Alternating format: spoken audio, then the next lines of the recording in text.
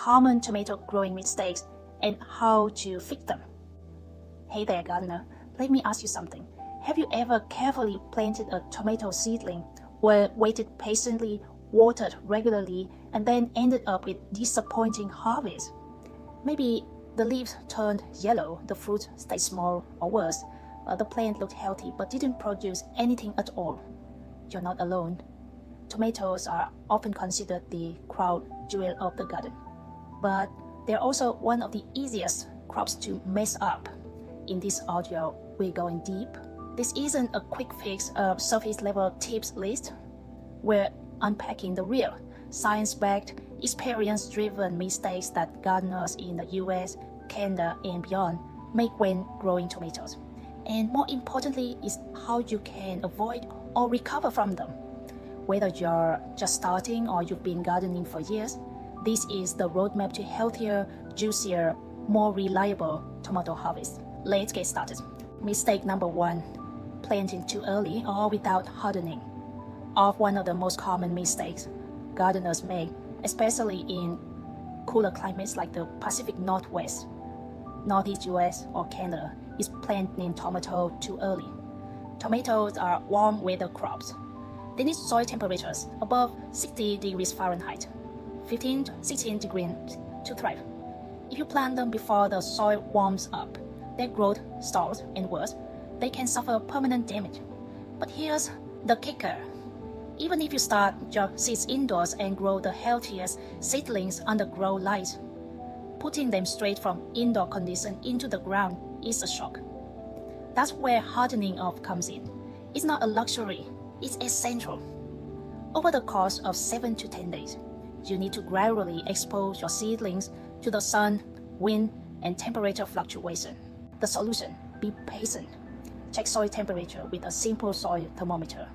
When the soil consistently reads above a 60 degree vibe and nighttime temperature stay above 50 degrees, you're good to go. Start hardening off your plants by placing them outside for 2 hours on day 1, then 4 hours the next, gradually increasing until they spend a full day and night outdoors.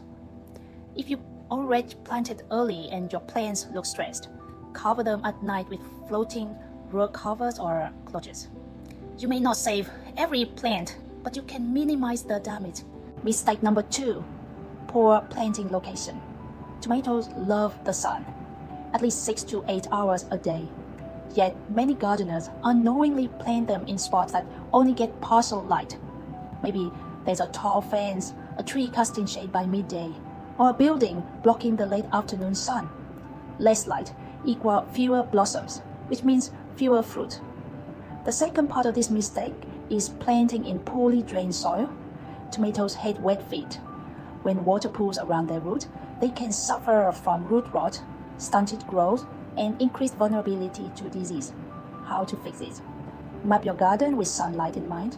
Track how the sun moves through your yard during the day. Use raised beds or mounds to improve drainage. If your garden soil is heavy clay, amend it with compost and sand, or consider growing in containers. Avoid planting tomato in the same spot year after year. This invites soil-borne disease to build up. Mistake number 3, watering incorrectly. Watering seems simple, but it's where many gardeners go wrong. Tomatoes are picky about water. They don't like being dry for too long, but they don't like soggy roots either. Irregular watering leads to problems like blossom end rot, splitting fruit and juice, and poor nutrient uptake. You want consistency. That means deep watering at the base of the plant, ideally in the early morning. Avoid overhead watering because wet leaves invite fungal diseases. Use drip irrigation or soaker hoses if you can. And don't forget mulch. Mulching with straw, shredded leaves, or grass clippings helps retain moisture, regulate soil temperature, and prevent soil from splashing onto the leaves, a common cause of early blight. If you're dealing with blossom end rot, the issue is not usually a lack of calcium in the soil, but a problem with calcium transport caused by erratic watering. Stabilize your watering schedule. Mulch well, and the problem often disappears on its own. Mistake number 4. Over or under fertilizing. Tomatoes are heavy feeders, but that doesn't mean they need constant high nitrogen fertilizer. In fact, too much nitrogen leads to lush, leafy plants with very few fruits. On the flip side, too little nutrition results in weak plants that struggle to flower and set fruit. Start with rich, well-amended soil. Compost is your friend. A balanced organic fertilizer applied at planting time provides a good foundation. Later in the season, side dress with more compost or use diluted liquid fertilizer. Watch your ratios. A balanced NPK ratio, like 5:10:10, is better once flowering begins. Don't fall for the myth that egg cells solve, blossom, and rot. The calcium in them takes too long to break down. Focus instead on watering consistency. Avoid chemical fertilizers that promise quick results. Organic options feed both the plant and the soil microbes that help the plant grow strong. Mistake number 5. Improper pruning or support. Tomatoes, especially indeterminate varieties, need support. Letting them sprawl on the ground invites disease, pest infestation, and fruit rot. But using flimsy cages or failing to prune properly can be just as harmful. First, choose strong support. Tomato stakes, trellises, or sturdy cages. For larger gardens, the Florida weave method is efficient and low cost. Second, prune wisely. Remove suckers, the shoots that grow between the main stem and leaf branches, for a better airflow and bigger fruit. But don't overdo it.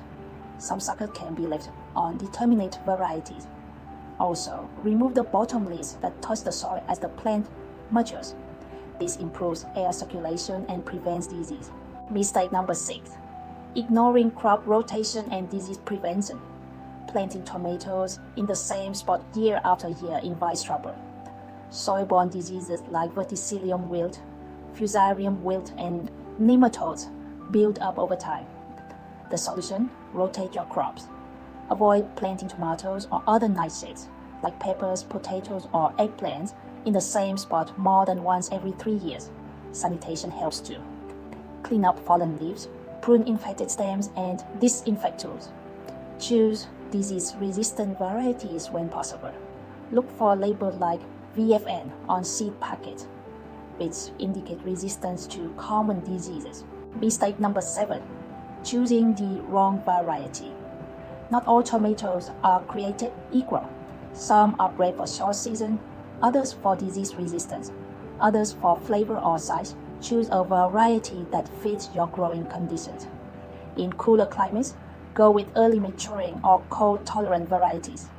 In hot, dry areas, look for heat-resistant cultivars. Also, think about what you want from the plant. Cherry tomatoes are great for snacking and tend to produce heavily. Romas are great for sauces. Heirlooms offer amazing flavor but are often less disease-resistant. Know what you're getting into and plan accordingly. So, there you have it. The most common mistakes gardeners make with tomatoes and how to fix them. The truth is, growing tomatoes isn't always easy. But that's what makes it so rewarding. Every failed harvest is a lesson. Every thriving vine is proof that you're learning. If there's one thing I want you to take away from this, don't be discouraged. You're not a bad gardener. You're just a gardener in progress. Now it's your turn. Go back to your garden with fresh eyes. Rethink your setup. Test your soil. Watch the sun. Adjust your watering routine. Choose better support. Pick smarter varieties. And if you found this episode helpful, we'd love for you to stop by DH Garden Center in Kisilano, Vancouver. Whether you need the right tomato variety, soil mix, organic fertilizer, or just solid advice, you'll find it here. Our team is ready to help you grow your best garden yet. Let's grow better tomatoes together. Because nothing tastes better than a homegrown tomato you nurtured from seed to plate. Happy gardening!